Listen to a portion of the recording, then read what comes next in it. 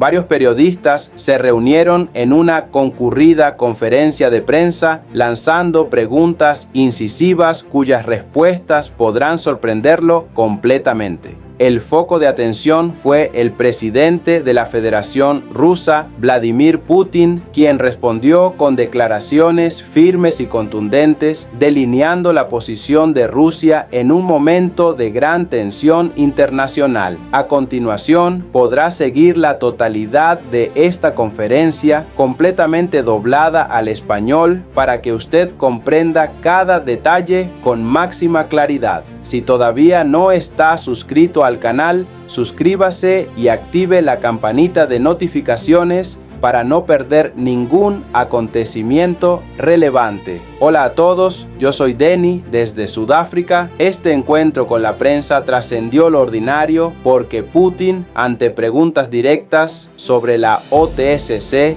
la situación de Armenia y los recientes ataques en suelo ruso, no dudó en exponer su perspectiva sin rodeos. Las respuestas del mandatario dejaron evidentes las fracturas internas en la organización y la preocupación por la seguridad en Eurasia. La mención de Afganistán y la implicación de potencias occidentales en los ataques hacen de este discurso una referencia ineludible en el actual escenario político.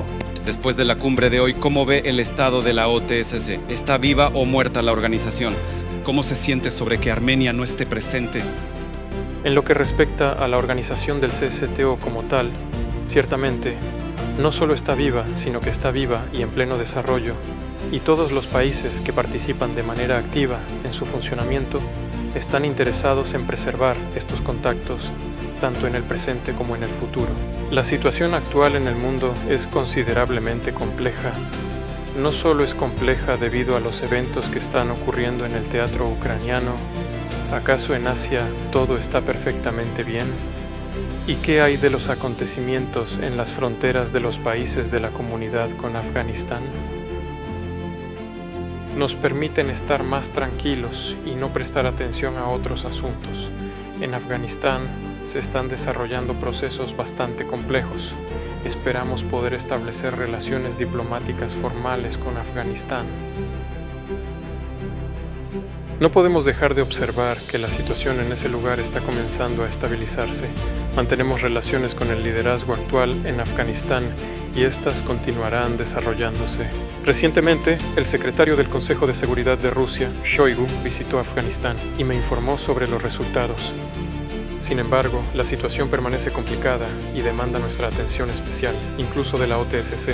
La OTSC no solo aborda cuestiones militares, sino también lucha contra el crimen organizado, el narcotráfico y otras actividades ilícitas. Por lo tanto, la OTSC tiene varias cuestiones en las que enfocarse, y los países miembros están realmente interesados en ello. Eso es lo primero. Ahora, sobre la postura de Armenia. Cada nación tiene el derecho de decidir qué acciones tomar y cómo proceder en el ámbito de asegurar su propia seguridad. Considero que la situación presente entre Armenia y la OTSC, probablemente, está influenciada por procesos políticos internos dentro de la misma Armenia. Y por supuesto todo esto está relacionado con las consecuencias de la crisis en Karabaj, pero quiero subrayar que la OTSC no tiene nada que ver aquí. Comprende, ya he mencionado esto en numerosas ocasiones. Todo lo que ocurrió no está relacionado con la OTSC, dado que no hubo ninguna agresión externa hacia Armenia. La OTSC protege a los países miembros de agresiones externas. Los eventos relacionados con Karabaj tienen su propia especificidad, ya que Armenia no reconoció a Karabaj como un estado independiente y ciertamente no lo incluyó en su perímetro estatal. Entonces, todo lo que ha ocurrido en la región de Karabaj, desde el punto de vista legal, no tiene una conexión directa con Armenia. Por lo tanto, afirmar que la OTSC debería haber intervenido militarmente en el territorio de este enclave resulta algo un tanto peculiar. ¿No es así, verdad? Bueno, por supuesto que sí.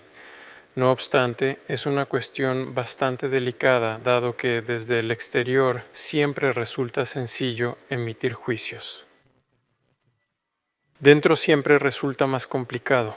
Reitero una vez más, en mi opinión personal, Cualquier país miembro de la organización debe determinar por sí mismo qué corresponde a sus propios intereses nacionales. Abordaremos esto con el debido respeto. En primer lugar y en segundo lugar, Armenia no ha anunciado oficialmente su retirada, al menos por ahora. Ella declaró que tomará una pausa, pero al mismo tiempo apoya todos los documentos que se están adoptando durante nuestra reunión de hoy, la sesión de negociaciones de hoy.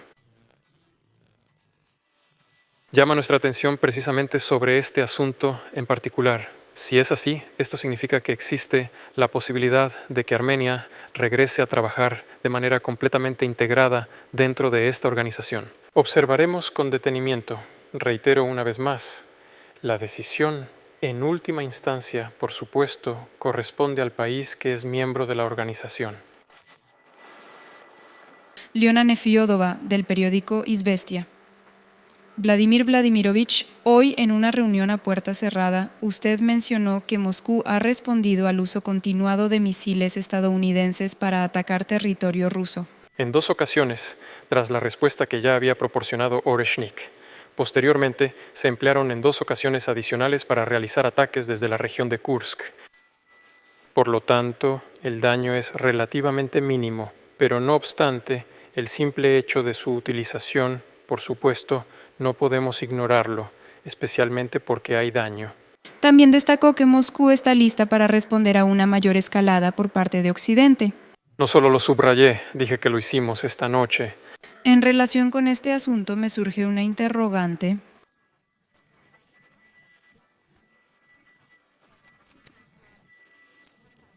¿Qué acciones está dispuesta a implementar Rusia en relación con esta situación?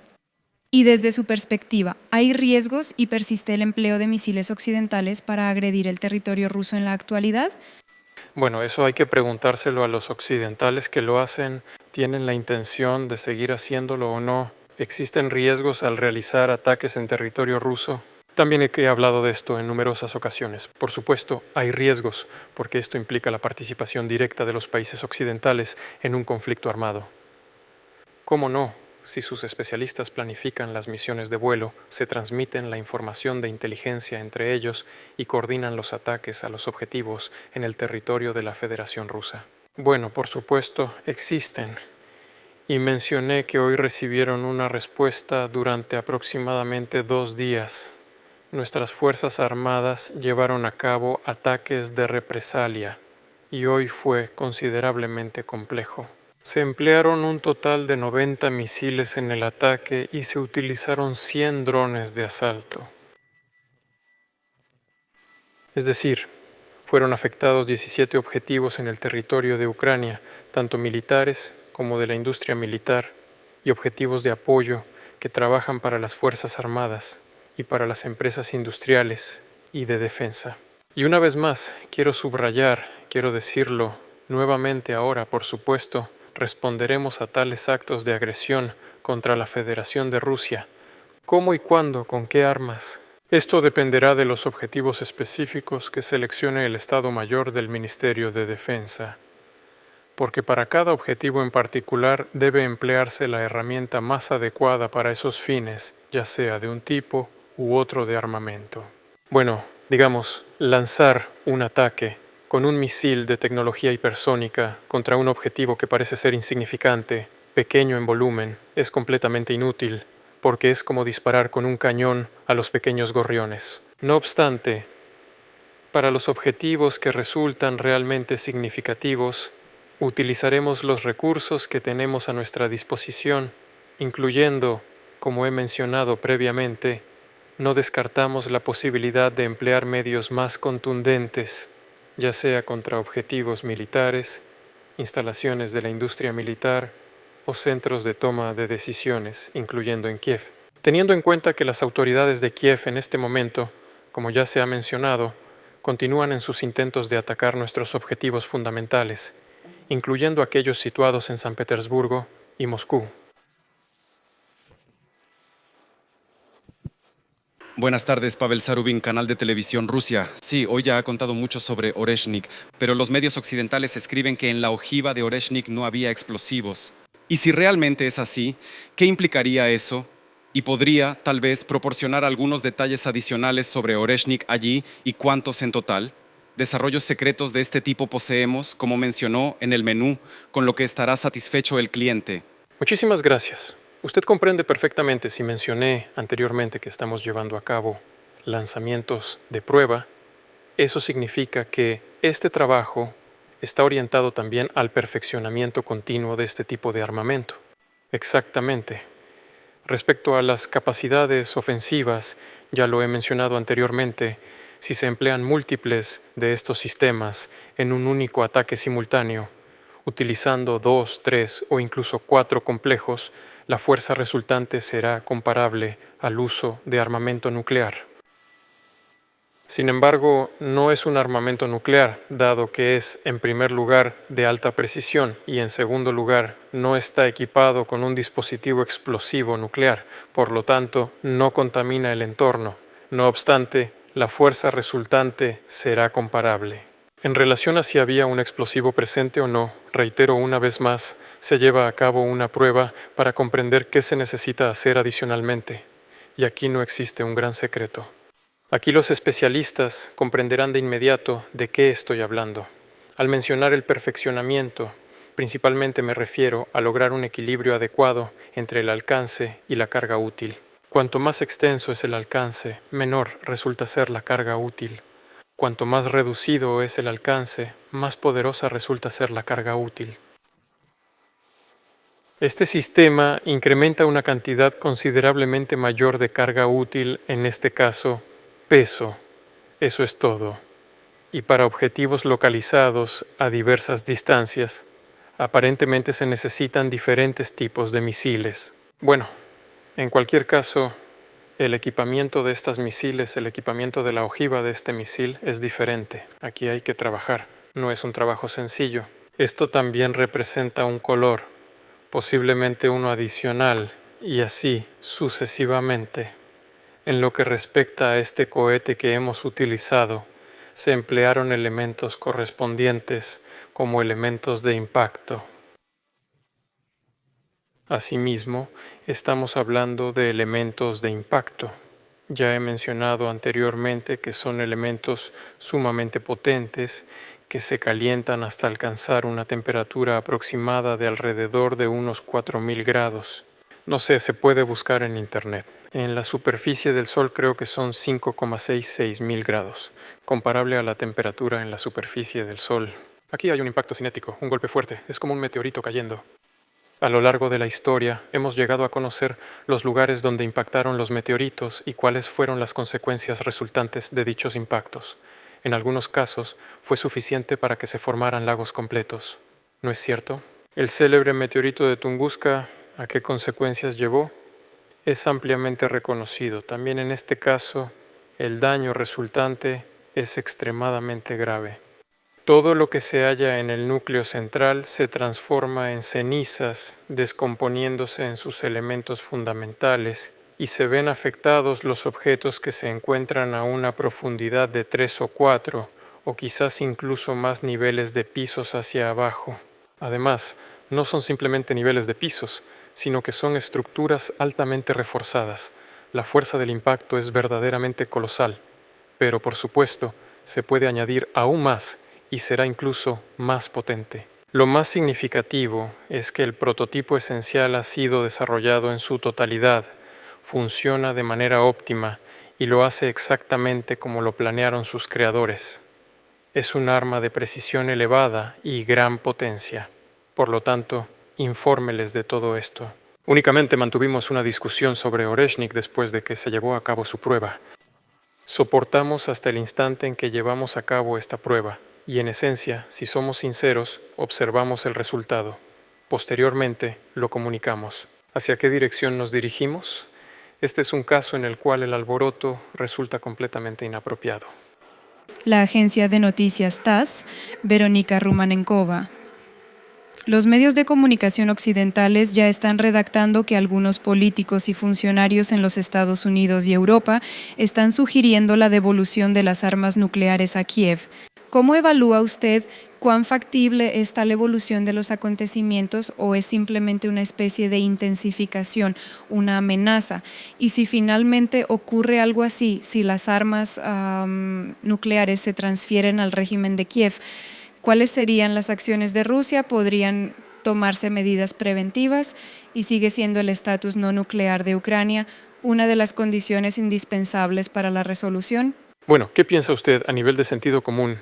Si un país con el que en esencia estamos actualmente en conflicto se convierte en una potencia nuclear, ¿qué deberíamos hacer?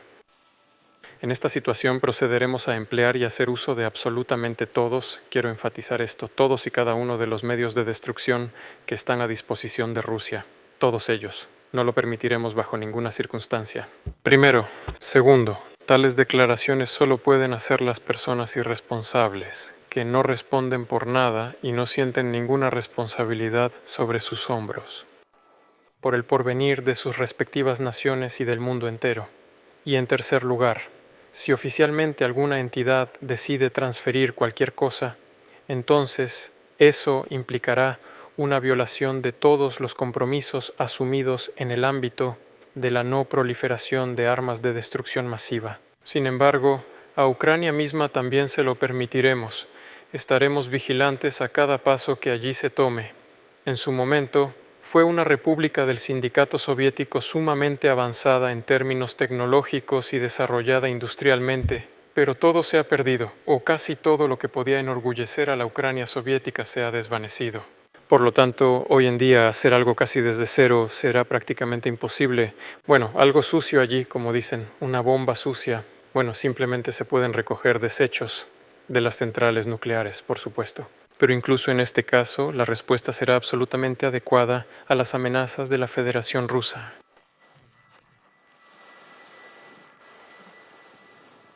Andrei Kolesnikov del periódico Kommersant.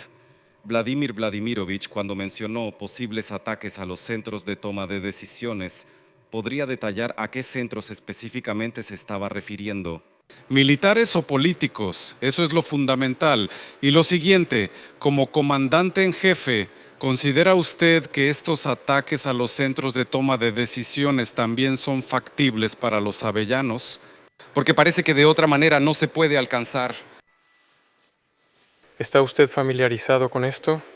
Durante la época soviética existía una broma sobre los pronósticos del tiempo. El pronóstico decía lo siguiente: hoy, a lo largo de toda la jornada, cualquier cosa puede ser posible. Por supuesto, con muchísimo gusto. Hola, Vladimir Vladimirovich. Yunoshev Live. El dólar y el euro en la bolsa están rompiendo todos los récords. Ahora, puede que haya bajado un poco, pero los precios suben. El rublo se ha debilitado frente al TNG, incluso 80 copex anoche. Entre la población, al menos en una parte considerable, hay pánico. ¿Podría proporcionarnos el tamaño exacto de la inflación? ¿Cuál es el salario promedio real, no nominal, en Rusia? ¿Y cuándo lograremos controlar la inflación? ¿Y realmente la controlaremos? Ha tomado la determinación de encender la chispa. En primer lugar, todo lo que se vincula con el Banco Central en el ámbito de la inflación es genuino. No hay nada inventado. Y en segundo lugar, resulta sencillo de verificar. La inflación real se verifica fácilmente por centros independientes que evalúan el estado de la economía rusa y la esfera crediticia y financiera. Entonces, todo lo que dice el Banco Central, ¿cuánto tenemos ahora? 8,5, así es. Algunos especialistas consideran que con una inflación de 8,5 tener una tasa clave del 21% es demasiado, es una tasa elevada. Pero si usted dice que los precios están subiendo, entonces, de todos modos, debemos considerar si esta tasa es demasiado alta o no. Hay instrumentos que permiten combatir la inflación sin aumentar la tasa clave. Sí, efectivamente existen, son diversas herramientas del Banco Central que se utilizan para regular el ámbito bancario. Recursos fundamentales que las entidades bancarias deben poseer antes de conceder préstamos. Esto está vinculado con decisiones, incluidas las gubernamentales, para incrementar el crédito a la población, las hipotecas, los préstamos de índole social, entre otros. Hay muchos otros instrumentos, pero son los expertos del Banco Central quienes, según la legislación vigente de la Federación Rusa, tienen la responsabilidad de tomar las decisiones finales. Lo observaremos en un futuro próximo. En lo que respecta a la fluctuación del tipo de cambio del rublo, no solo está vinculada a los procesos inflacionarios, sino también a los pagos al presupuesto y a los precios del petróleo. Existen múltiples factores de carácter estacional, por lo tanto, en términos generales, desde mi perspectiva personal,